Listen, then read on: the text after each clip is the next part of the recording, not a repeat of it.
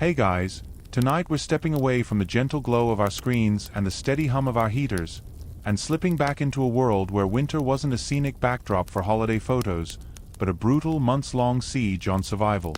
You're standing at the edge of a medieval village as the last leaves of autumn cling desperately to the oaks, and the wind carries a new, sharper tone, a promise of the deep cold to come. You probably won't survive this. Your modern body, accustomed to central heating and thermal socks, is about to learn what cold really means. So, before you get comfortable, take a moment to like the video and subscribe, but only if you genuinely enjoy what I do here. And while you're at it, drop your location and local time in the comments. Let's see where in the world our little campfire circle stretches tonight. Now, dim the lights, maybe turn on a fan for that soft background hum, and let's ease into tonight's journey together. The change is subtle at first. It's in the way the morning dew lingers as frost on the tough grass at the edge of the forest, crunching under your thin leather shoes. It's in the breath of the oxen, pluming in thick, white clouds as they pull the last harvest wagon from the field. The sun, a pale, weak coin in a steely sky, provides light but no warmth. You pull your coarse wool tunic tighter, but the wind finds its way in, a cold blade sliding between the threads. There's a new urgency in the village. The leisurely pace of late summer is gone, replaced by a frantic, collective energy. Everyone is moving with a purpose you haven't seen before. This isn't just another day. This is preparation for a war against the sky itself. Your first task is wood. Not just a few logs for tonight, but mountains of it. You join a stream of villagers heading towards the Lord's forest, your axe feeling heavy and unfamiliar in your soft hands. The forest, once a place of dappled light and birdsong, now feels like a grim treasury.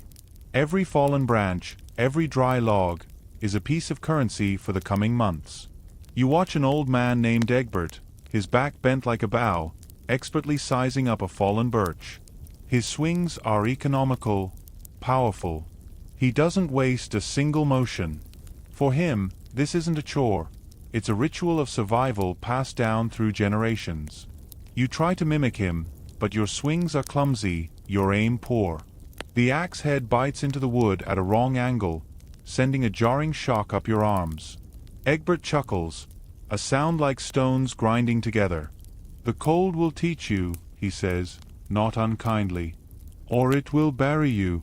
A mainstream historical fact, the right to collect firewood was strictly controlled by the manor lord, and peasants were often only permitted to gather windfall, branches already dead and fallen. Cutting down a live tree could result in severe fines or punishment. So, you're not just fighting the cold, you're navigating a labyrinth of feudal law with every stick you gather. Back in the village, the activity is a symphony of survival. The blacksmith's hammer rings out more frequently, not for swords or fancy goods, but for repairing plowshares and strengthening axes before the ground freezes solid. The sound is the heartbeat of the village's anxiety. Women and children are everywhere, gathering not just wood, but anything that burns. Dried reeds from the riverbank, bundles of heather, peat cut from the bog and stacked into crumbling, earthy bricks. A quirky, fringe theory suggests that some communities might have mixed animal dung with straw to create slow-burning, smoky briquettes when wood was desperately scarce. You look at the pile of cow patties drying near the barn and make a mental note to avoid being downwind on burning duty. Historians still argue whether the average medieval peasant household stockpiled enough fuel to last the entire winter, or whether the deepest months were a constant, shivering battle against depletion. Looking at the growing stack outside your one-room cottage, you desperately hope it's the former. The final, most telling sign of the coming freeze is the slaughter. The sound is unmistakable and grim.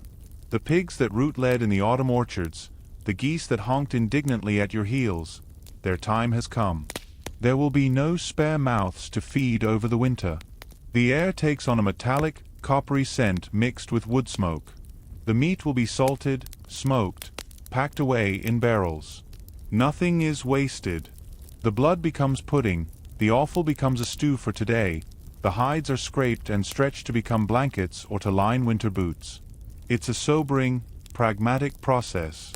Life is being converted directly into the potential for future life. You are no longer just a farmer. You are a capacitor, storing summer's energy against winter's drain. As the sun sets, the temperature drops with a shocking speed that your modern physiology finds offensive. The warmth bleeds from the world in minutes. You carry an armful of precious wood into your cottage, a structure of wattle and daub that suddenly seems terribly flimsy. The single room is dark, the air inside already colder than the air in your modern refrigerator. You look at the hearth, a simple stone pit in the center of the room with a smoke hole above, and you understand, for the first time, that this small, dark circle is the heart of your world. Your survival, for the next several months, will be measured in inches from this flame. The creeping chill has arrived, and the long, cold war for warmth has just begun. The memory of that first, shocking drop in temperature is still fresh in your bones as you wake to a morning so cold your breath hangs inside the cottage, a persistent, ghostly cloud in the dim light. The fire didn't just die overnight, it was utterly vanquished, leaving behind a mound of gray, lifeless ash in the hearth. The chill is no longer an external threat. It has permeated the walls, the floor, the very straw of your mattress. It has become a physical presence, a heavy, silent weight pressing down on everything. Your first, most critical task of the day is no longer to eat or work, but to conquer this small, stone circle and bring fire back into the world. You shuffle to the hearth, your bare feet recoiling from the frozen dirt floor. Your tools are simple, almost pathetic in their primitiveness. A piece of flint, a small bar of steel, and a nest of dried moss and fibrous tinder called tow. You've seen this done in movies. A quick, dramatic spark and whoosh, a roaring blaze. The reality is a lesson in profound frustration. You strike the steel against the flint. A tiny, insignificant spark fizzles into existence for a nanosecond and dies in the cold, still air. You strike again, and again. Your fingers, already stiff and numb, fumble with the objects. The flint bites into your thumb. You're not creating fire, you're just making a series of sharp, annoying noises. A mainstream historical fact, the development of the strike-a-light, this very flint and steel method, was a significant technological advancement over older techniques like fire bows or fire plows, but it still required immense skill, dry tinder, and a frustrating amount of luck. On a damp, cold morning, it could take an agonizingly long time, a daily test of patience and dexterity that could dictate the mood of the entire household. After what feels like an eternity, a single, brave spark lands in the heart of your mossy nest. You freeze, holding your breath, and lean down to blow on it with the gentlest exhalation you can muster. A wisp of smoke curls up, smelling of promise. You blow again, a little harder. The spark glows red, then orange, and suddenly a tiny flame licks at the dried grass. A wave of relief, so powerful it feels like warmth itself, washes over you. You carefully feed it slivers of wood, then twigs, then finally a small log. The fire crackles to life, its light dancing on the walls, its heat a palpable force pushing back against the oppressive cold. In this moment, this small, flickering victory feels more monumental than any modern accomplishment. But the battle is far from over. A fire is a living, breathing, and notoriously fickle entity. It demands constant attention. It sputters if the wood is too green, it devours fuel at an alarming rate if the logs are too dry, and a single misplaced gust of wind down the smoke hole can fill the entire cottage with an eye-watering, lung-choking cloud. You learn to bank the fire at night, covering the embers with a ceramic cover or a thick layer of ash to slow their consumption, praying they'll still be alive in the morning. A quirky tidbit. Some households used a fire pot, a lidded clay pot filled with slow-burning peat or dung that could be carried, embers intact, to a neighbor if their own fire died, a literal lifeline in a community bound by shared survival. The hearth becomes the center of your universe. All life revolves around it. The old and the very young are given the spots closest to its warmth. Cooking happens directly over it, in a single pot suspended from a chain. What little light exists after sunset comes from its flickering glow and the occasional rushlight, a reed dipped in animal fat that burns with a smoky, sputtering flame. There is no reading, no intricate craftwork. The fire itself is the evening's entertainment, its hypnotic dance telling stories of its own. Historians still argue whether the central, open hearth was more beneficial for providing radiant heat or detrimental due to the significant heat loss through the smoke hole, not to mention the constant risk of setting the thatched roof ablaze. Sitting here, feeling the heat on your face while a draft snakes up your back, you understand it was a dangerous, inefficient, but absolutely necessary compromise. The smoke, too, becomes a character in your daily life. It doesn't all escape cleanly. It pools under the roof, seasoning the rafters and everything hanging from them with a thick, pungent layer of soot. It stings your eyes and leaves a constant, acrid taste in the back of your throat. Your clothes, your hair, your skin, they all smell of wood smoke. It's the perfume of survival. You learn to breathe shallowly, to position your stool just outside the worst of the haze. But you also come to appreciate its preservative qualities. Meat and fish hung in the roof space are slowly cured by the smoke, their surfaces turning a dark, leathery brown, safe from the flies of summer and the rot of winter. As the day wears on, you become a tender to the flame, a keeper of the heat. You learn its moods. You know the satisfying roar of dry oak, the quick, hot flare of birch, the long, steady burn of well-seasoned ash. A poorly chosen piece of wood isn't just an inconvenience. It's a waste of precious energy, a theft from your future comfort. The fire is no longer just a tool. It's a member of the household, a temperamental, hungry, but utterly essential beast that you must feed, nurture, and placate. Its survival is inextricably linked to your own. And as the wind begins to howl outside, rattling the shutters, you stoke it a little higher, grateful for its stubborn, defiant heart in the deepening cold. The fire's heat is a fierce but fleeting comfort, a small island of defiance in an ocean of cold. You quickly realize its reach is pitifully short. Just a few feet from the hearth's glow, the chill reclaims its territory with a vengeance. This is when you truly understand the inadequacy of your shelter. The walls of your cottage, which seemed sturdy enough in the autumn sun, are now revealed as a porous barrier, a sieve for the winter wind. You can feel the air moving, a constant, subtle flow that steals the warmth from your skin as fast as the fire can provide it. The battle for warmth now becomes a battle of inches, a desperate campaign to seal every crack and exploit every form of insulation this crude world can offer. You run your hand along the wall, a lattice of woven sticks and branches known as wattle, daubed with a mixture of clay, dung, and straw. It feels cold and damp. In places, the daub has shrunken and cracked, leaving gaps that let in thin blades of icy air.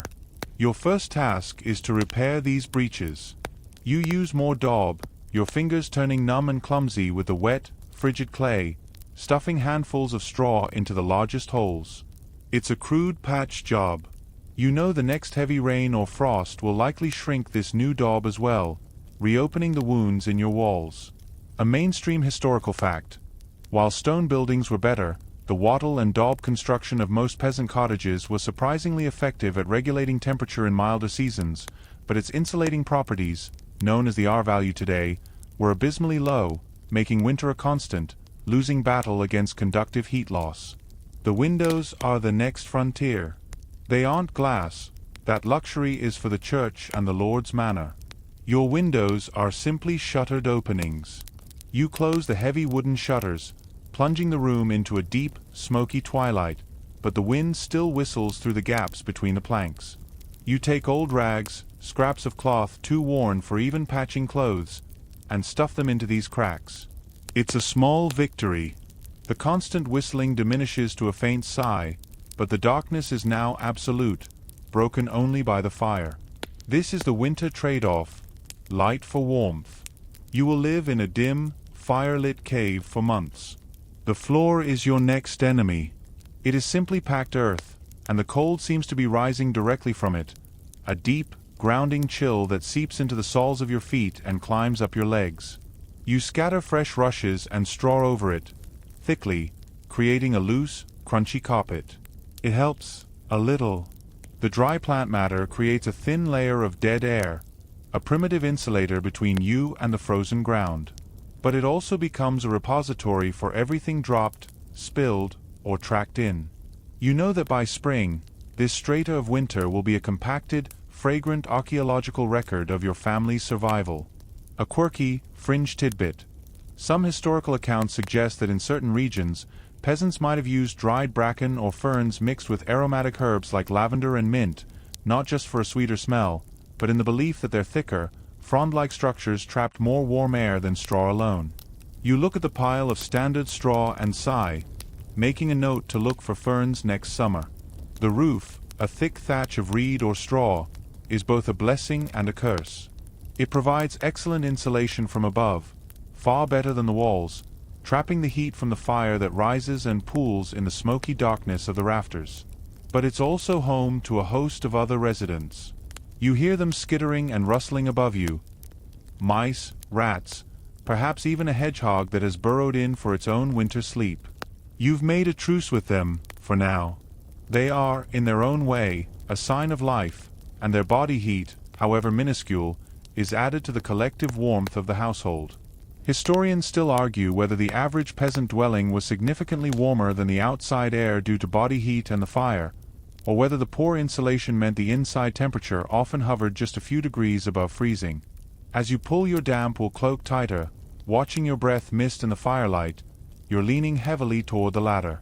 You do what you can to consolidate the warmth. A heavy, woven wool blanket is hung over the doorway, adding another layer against drafts. The family's single room becomes a multi-purpose chamber for living, sleeping, eating, and even housing the most valuable or vulnerable animals. A newborn lamb, a sickly chicken, might be brought into a corner, their body heat a small contribution to the communal effort. The space is cramped, smoky, and smells powerfully of earth, smoke, damp wool, and living creatures. There is no privacy, no quiet, no clean, crisp air. But there is, you hope, a slightly better chance of making it to dawn without frostbite. The walls may be of wind and straw, but you are learning to fortify them with sheer, stubborn determination. The fire can only do so much, and the patched walls only block so much wind.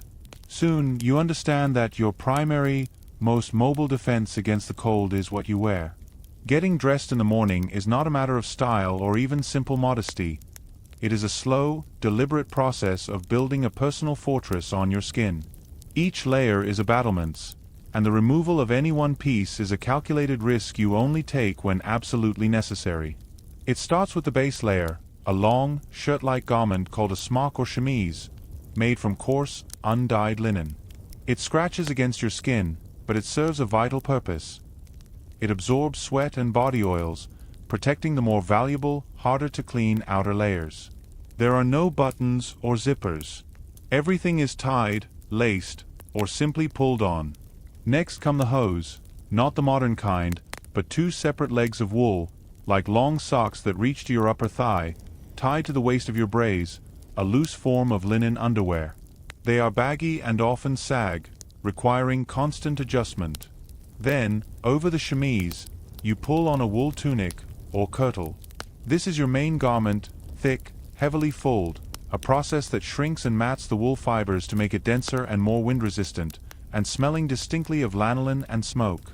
It's heavy, like wearing a weighted blanket, and it restricts your movement, but the weight is a comfort. It is mass that holds warmth. A mainstream historical fact, the quality and quantity of a peasant's clothing was directly tied to their wealth and status. While the lord might have multiple outfits of fine, brightly dyed wool, the average laborer might own only one or two sets of sturdy, practical clothes, worn until they literally fell apart, with every scrap being reused for patches or stuffing. Your feet are a particular point of vulnerability. Your shoes are simple, made from a single piece of leather gathered around your foot and tied with a thong. They're more like leather sacks than modern footwear. They offer little insulation and are quickly soaked through by the damp ground. To combat this, you pad them with layers of straw or rags.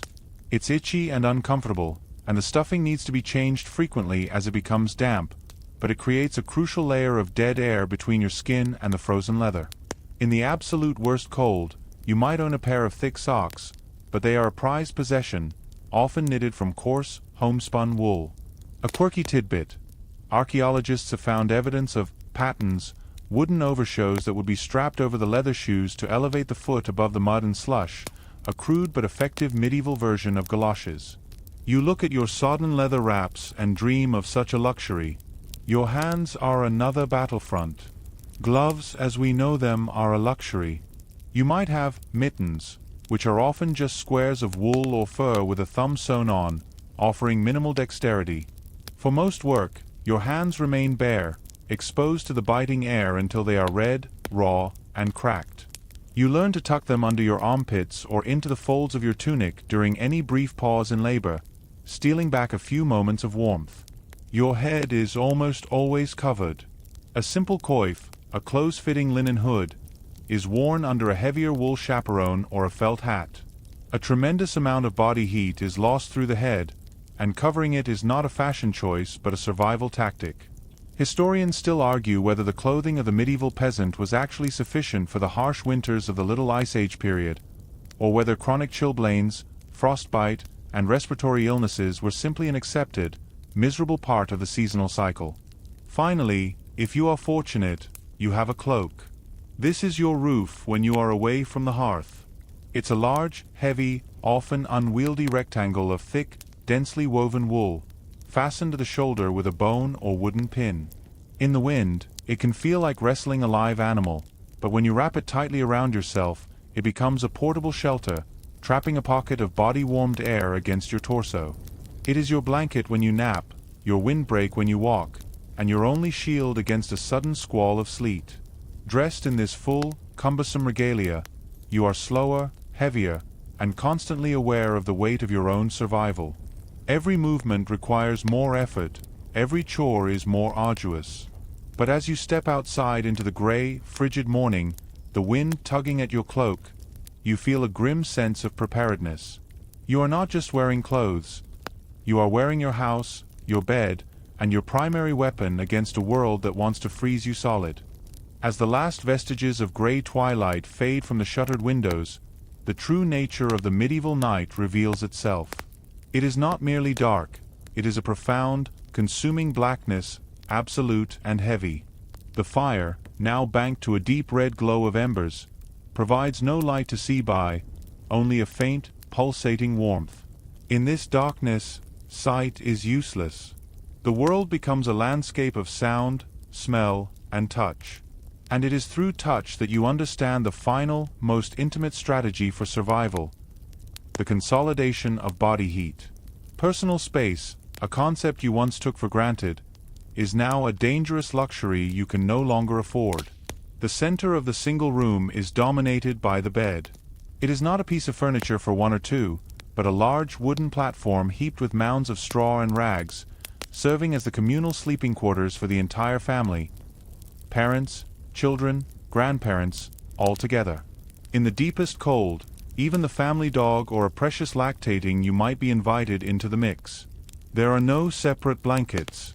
Instead, there are heavy, coarse-woven wool covers, and perhaps, if the family is relatively prosperous, a bed rug, a thick, felted textile that is laid over the entire squirming mass of bodies. You climb in, your layers of wool clothing still on, only removing your damp shoes and outer cloak. The straw crunches and shifts beneath you, releasing a dusty, sweet and sour scent. At first, the experience is one of pure chaos. A child's cold foot finds its way into your back. An elder's rhythmic snoring vibrates through the shared mattress. Someone mutters in their sleep. The air under the covers is thick, stifling, and smells overwhelmingly of unwashed humanity, wool, and the faint, ever-present scent of wood smoke. But slowly, as the bodies press closer in a shared, unconscious quest for warmth, a change occurs. The initial discomfort gives way to a creeping, collective heat. The shivering stops. The desperate, individual cold is replaced by a single, shared warmth that builds and circulates within the cocoon of bodies and blankets. This is not comfort as you once knew it. It is a biological necessity, a primitive and profound sharing of life force. A mainstream historical fact. This practice of communal sleeping was the norm across all social classes for centuries, not just for warmth but also for safety and because separate sleeping chambers were an unimaginable extravagance. The family bed was a literal and figurative thermal unit, and its efficiency was a matter of survival. The boundaries between individuals blur. You are no longer a single person shivering in the dark. You are part of an organism, a thermal collective. The warmth of your neighbor's back becomes the warmth that saves your front from the chill. The soft exhalations of the person next to you fog the shared air under the covers, adding a minuscule amount of humidity and heat. You learn to sleep in fits and starts, waking when the collective shifts, when a cold draft finds its way in, or when the pressure on a limb becomes too much. A quirky tidbit: some folk beliefs held that the breath of a healthy person could strengthen a sickly one, and that sleeping next to a child would grant them vitality. A charming, if unscientific, justification for a practice born of sheer, pragmatic necessity. Historians still argue whether this extreme physical proximity fostered deeper familial bonds or simply created a resigned tolerance for a complete lack of privacy, where the concept of individualism was subsumed by the overwhelming needs of the group. Lying here, pressed on all sides by the breathing, stirring forms of your adopted medieval family, you feel it is likely both. There is a strange, deep-seated comfort in this animal closeness, a primal reassurance that you are not alone in the fight against the immense, silent cold that waits just beyond the bed's edge. The night is no longer a solitary vigil. It is a shared respiration, a collective dream in the long, dark heart of winter. The warmth you generate together is a tiny, defiant sun in a frozen universe, and for a few hours, it is enough. The warmth from the communal bed lingers like a fading dream as you emerge into the frigid dawn. But the fight against the cold is not just fought with fire and wool. It is also waged in the belly. The gnawing hunger you feel is different now. It's not just a signal that it's time to eat. It's a deep, primal demand for fuel, calories to be converted directly into internal furnace heat. The summer diet of fresh greens, grains, and the occasional egg is a distant memory. Winter's larder is a testament to preservation, a collection of dense, durable, and often monotonous foods designed for one primary purpose: survival. Breakfast is not a meal. It's a dose of sustenance. You receive a thick slab of dark, coarse bread. This is not the airy, fresh-baked loaf of harvest time.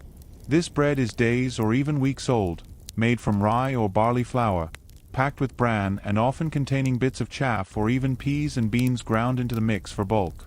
It's so hard you could use it as a hammer.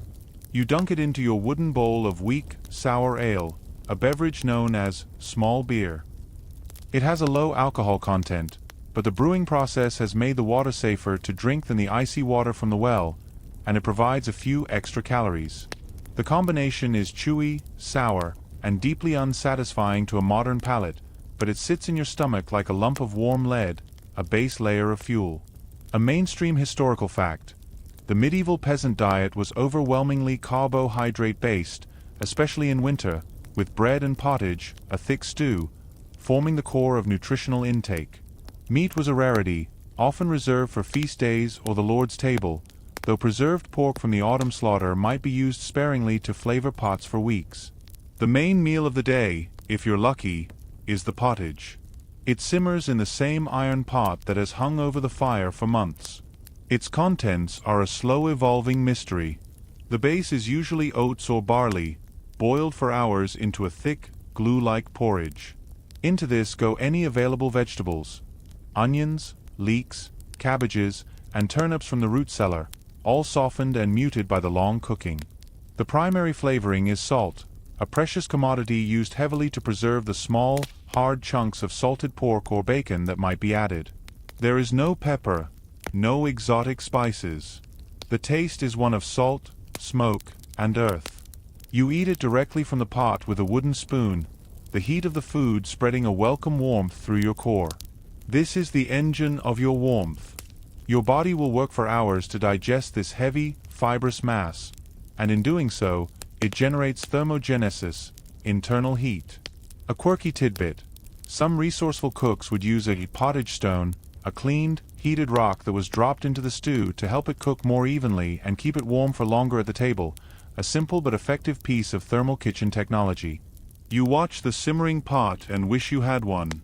As you eat, you feel the effect. It's not the fleeting warmth of a hot drink, but a slow, radiating heat that builds from your stomach outward. It's the warmth of metabolism, of a body being actively stoked.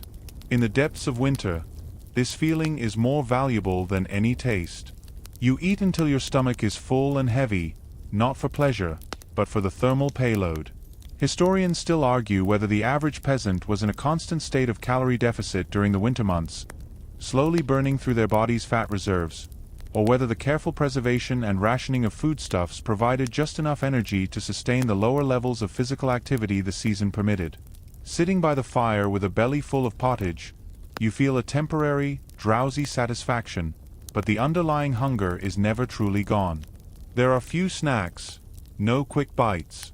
A handful of nuts saved from the autumn foraging, a dried apple ring that is leathery and sweet. These are rare treats. Every morsel is accounted for, part of the calculated ration that must last until the first greens of spring. Drinking is also a source of cold. The ale is stored in barrels that are often nearly frozen. Taking a drink sends a shock of chill through your system that takes minutes to overcome. You learn to sip slowly, to let the liquid warm in your mouth before swallowing. Every aspect of consumption, from the hard bread to the frozen ale, is a tactical engagement in the war for warmth, a daily ritual of fueling the fragile fire within. The full belly and the shared warmth of the bed can only do so much. As the days shorten into a mere handful of gray, twilight hours, a different kind of cold begins to seep in, a cold of the mind. The physical world contracts to the small, smoky sphere of firelight, and the world beyond the shuttered windows becomes a vast, black unknown, filled with sounds that are no longer familiar, but threatening. The wind isn't just wind, it's a chorus of wailing voices. The creak of a frozen tree isn't just a noise, it's the footstep of something unseen. In the immense, silent, and frigid dark, the line between reality and superstition wears dangerously thin. The fire's dance is no longer just a source of warmth, it's a scrying pool. You find yourself staring into the embers for hours, your mind, starved of external stimulus, beginning to project shapes and stories into the glowing forms. That flickering log becomes a dragon, that collapsing heap of ash a crumbling castle. The stories told by the elders are no longer simple entertainment, they are cautionary tales, maps of the invisible world. They speak of the wild hunt, a ghostly procession of spectral riders heard in the heart of the winter gale, a portent of death or war. They whisper of household spirits, like the hob, who might help with chores if appeased with a bowl of cream, but who would pinch and harass you if offended. A mainstream historical fact. The medieval worldview was deeply animistic, believing that spirits inhabited natural features like forests, streams, and stones. The long, dark winters provided the perfect conditions for these beliefs to flourish, offering explanations for misfortune, illness, and the terrifying sounds of the natural world. You find yourself participating in small, protective rituals without even thinking. You toss a pinch of salt into the fire, hearing it crackle and pop, a sound believed to drive away evil spirits. You make sure a piece of iron, like an old knife blade, is near the bed, as cold iron was thought to be anathema to witches and fairies. These aren't just quaint traditions, they are a psychological defense system. In a world where a cough could turn into a death rattle and a failed crop could mean starvation, having a ritual, a way to feel some semblance of control over the uncontrollable, is a vital coping mechanism. A quirky tidbit. In some regions, people believed that sin-eating could occur in the winter, where a hungry spirit would consume the stored sins of a household, leading to bad luck. Leaving out a specific type of bread on the windowsill was thought to sate them and protect the family. The darkness plays tricks on you. The scurrying of mice in the thatch becomes the scratching of a demon trying to get in. The moan of the wind down the smoke hole sounds like a lost soul begging for entry.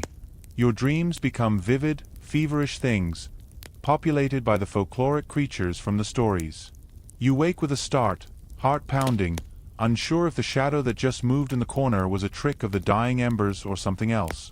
Historians still argue whether the prevalence of supernatural belief in medieval peasant culture was a form of mass psychological stress response to a harsh and unpredictable world, or a genuine, integrated part of their understanding of reality that provided comfort and meaning. Lying in the absolute blackness, listening to the village seem to hold its breath, you feel it is undoubtedly the former. The mind, confined and chilled, creates its own ghosts to explain the terror of the void. Yet, within this fear, there is also a strange, strained kind of community. The shared stories, the collective adherence to protective rituals, bind you all together. You are not alone in your fear. The entire village is grappling with the same invisible threats. The long, cold nights become a time for storytelling, not just of terror, but of wonder. Tales of saints who tamed wolves, of hidden treasures guarded by frost giants, of the promise that the sun, though distant, has not abandoned the world forever. These stories are the fragile candles held against the psychological cold, a shared fire for the mind to huddle around, waiting for the slow, inevitable return of the light. The night feels eternal, a solid thing pressing against the shuttered windows. But eventually, a change comes. It is not the triumphant golden dawn of summer, but a slow, grudging lightening of the world from pitch black to a deep, weary gray. The cacophony of fear and superstition that ruled the dark hours recedes, not vanishing, but retreating to the shadows of the rafters and the corners of the mind. The silence of the deep night is broken by a new sound, the tentative crow of a rooster, hoarse and brittle in the frozen air. The longest night has passed. You have survived. But survival has a cost, and the dawn reveals the bill. The ritual of rising is slower, more painful than usual. Every joint protests. The damp cold has seeped into your bones, leaving a deep, persistent ache. You untangle yourself from the knot of sleeping bodies, your breath exploding in thick, frantic clouds. The first order of business is the fire. The embers from last night are frighteningly faint, just a few dull red eyes peering from a mound of gray ash. Your hands shake, both from cold and from the desperate urgency, as you coax them back to life with dried moss and the smallest, driest twigs. The moment a tiny flame licks up, the relief is so profound it feels like a physical warmth. You have safeguarded the heart of your world for another day. As the weak light grows, you dare to open the shutter a crack. The world outside is transformed, locked in a stark, beautiful, and deadly embrace of frost. Every blade of grass, every twig, every roof thatch is sheathed in a crystalline layer of white. The air is so cold it hurts to breathe, feeling like shards of glass in your lungs. The mud of the path is frozen into iron-hard ruts. You look towards the animal pen and see your breath catch. The water trough has a thick skin of ice that must be broken with an axe so the animals can drink. A mainstream historical fact. The Little Ice Age, a period of regional cooling that particularly affected Europe from around 1300 to 1850, brought with it winters of legendary severity, where rivers like the Thames froze solid for months, and frost fairs were held on the ice. But for the peasantry, it meant catastrophic crop failures and a desperate struggle for basic survival. You pull on your stiff, frozen shoes, the damp leather like ice against your skin, and step outside. The cold hits you like a physical blow, stealing the breath the fire had just given you. You make your rounds, your movements clumsy and slow. You check on the sheep huddled in their lean-to, their wool thick with frost. One of the older ewes looks listless, her head drooping. You feel a pang of fear. Her loss would be a blow to the family's future. You check the woodpile, doing a mental calculation. It has shrunk alarmingly. The careful stockpiling of autumn now seems recklessly inadequate. A quirky tidbit. In some chronicles, there are accounts of frost saints, unofficial local figures people prayed to for deliverance from the most bitter cold, a testament to the sheer psychological and physical toll these winters took. There is no joy in this morning, only a grim assessment. The night has left its mark. A persistent cough echoes from a neighboring cottage. A child cries, its voice thin and reedy. The village, which felt like a tight-knit fortress against the dark, now feels fragile, a collection of souls clinging to the edge of a frozen abyss.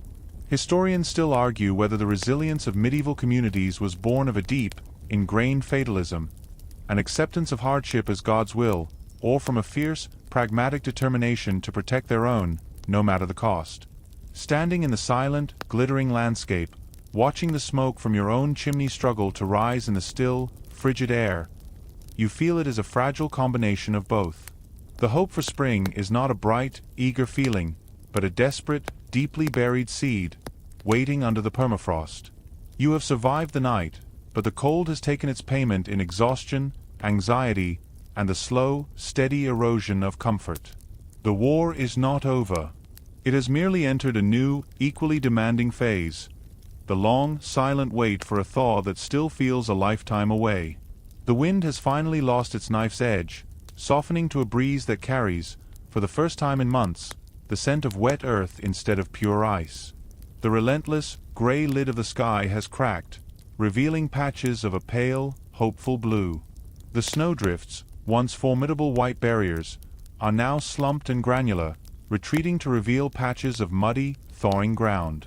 The silence of the deep freeze is broken by a new, constant sound, the drip drip drip of water from the thatched roof, a gentle, percussive music that is the first true anthem of spring. The war is not won, but the siege has been lifted. You stand in the doorway of your cottage, feeling a weak but genuine sun on your face. Its touch is no longer a mockery, but a promise. The profound, bone-deep ache that has been your constant companion begins to ease its grip, not gone, but receding like the tide. You take a deep breath, and the air no longer stings your lungs. It smells of decay, yes, of the winter's long accumulation now being revealed, but underneath it is the smell of life, of potential. The world is not just less cold, it is awake. You look around at the village, seeing it with new eyes.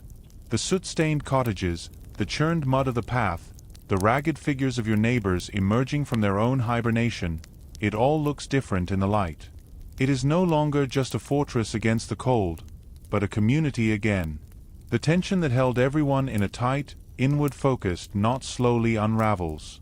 Voices are louder, laughter rings out, unforced and genuine. The shared ordeal has left its mark, a weary understanding in every face, but also a hard-won, collective pride. You made it. You endured. The work that awaits is immense. The winter has left a legacy of repairs, to homes, to tools, to bodies. But the work feels different now. It is no longer a desperate act of preservation, but an investment in the future. The rhythm of life, so long slowed to a near standstill, begins to quicken. The memory of the cold will remain with you, a deep scar on your consciousness. You will never again take the warmth of the sun or the comfort of a full belly for granted. The long, dark night of winter has passed, and you have emerged on the other side, not unscathed, but immeasurably stronger, carrying the quiet, unshakable knowledge of your own resilience into the bright, unfolding promise of spring.